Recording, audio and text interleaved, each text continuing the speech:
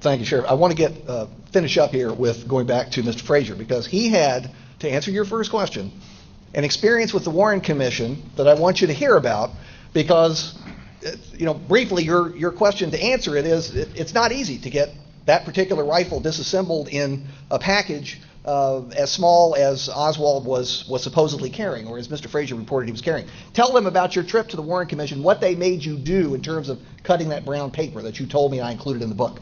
My sister and I, we reported to the Warren Commission and we testified. And while we were there, one of the things we did, we had to make bags like the one we saw briefly. And here's the thing. We didn't have a yardstick, any measuring device. All we had was our eyes and a pair of scissors and tape. And I can't tell you how many bags we made.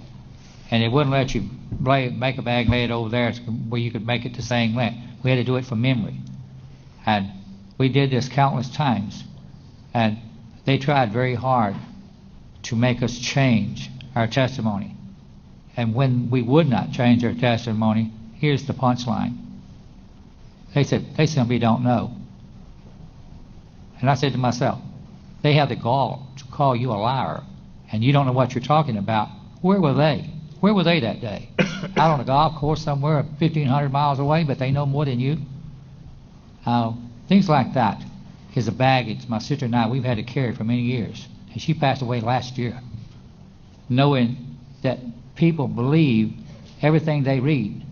And I tell you this, from this day on, regardless what happens, when you read a story in a magazine, newspaper, or you hear it on some TV or however, you ask yourself when you get to listening or reading that item, how much of that is really the truth?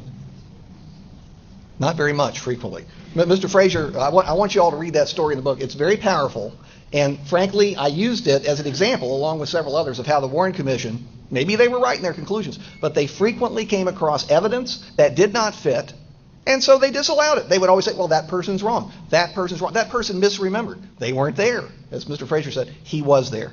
I hate to bring this to a close, and those of you with additional questions can come up, but you have been a great audience. You've listened to this very patiently, but honestly, wasn't it fascinating? Weren't they terrific?